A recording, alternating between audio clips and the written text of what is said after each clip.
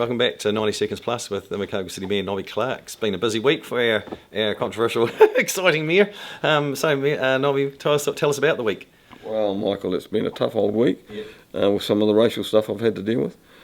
So as you're aware, I put a paper through council recently that addressed the issue of should we have bilingual names on our civic buildings, which recognises both languages, or should we leave the door open where there's always ongoing expectations that they could be just in Te Reo and Te Reo only.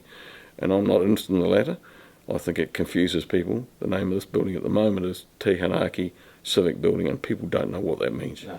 We've lost the Invercargill City Council logo as well. So I was just trying to square that up, but I got, as you know, quite a bit of a flogging from it. Got quite a bit of hate mail, hate email as well, being called racist in the streets and all that sort of stuff. So a bit sad really, because probably the first mayor in 180 years that's tried to promote Te Reo in a really visible way, which is what Te Puni Kōkiri, which is the Maori Development Organisation, is actually prompting. Yeah. So that was a bit sad. So you had some negative, but you also had some positive. Well, I had some other negative as well, if I'm honest. Yeah. I attended the Stop Co-Governance meetings that were here on the weekend. There's been a bit of controversy around that. I went to both meetings. I didn't find any hatred in the meeting. I thought it was quite clear what the man was trying to say. He doesn't agree with New Zealand being split down the middle and divided. But because I attended, and I was quite clear I attended it as a person, which is what democracy actually allows, to go and listen and to have a say. And when the Maori Party come down here shortly on their road tour, I'll go there and have a say there as well. I mean, that's what democracy is all about. And so it was a bit sad that I've got a lot of hate mail out of that, and people saying, yeah, hate Maoris. Well, I don't hate Maori at all. I've got Maori in my own family tree. I just see people as being people, but I don't agree with our country being divided right down the middle. And it's not me dividing it. That's the government that's doing this. They're allowing it to happen. The tribal elite are also supportive of it, which is okay. That's their right as well. But it's my right to say I don't want our country split in two. Yeah.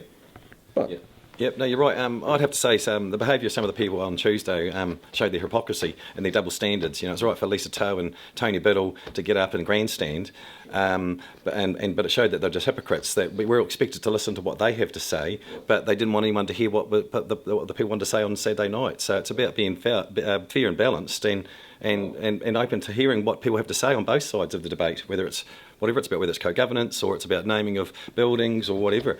But there seems to be it's us, and you have to listen to us, and that's it.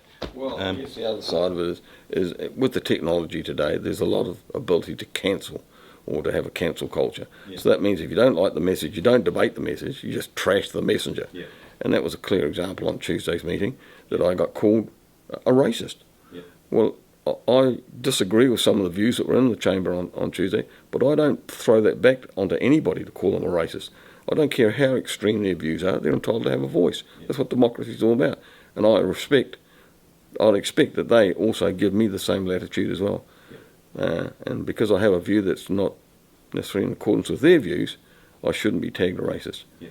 Or a white old man. That's another thing that I absolutely detest as well. Yeah. I don't look at anybody around that table and look at them as male or female or black or white. Yeah. It's a nonsense and it's got to stop. Yeah. Another big thing this week was the launch of the Beyond 2025 by Great South. Yeah. So tell us a wee bit about that. Look, it's easy to not get too excited about a 10-year plan, but look, there are some really important things in there for the city.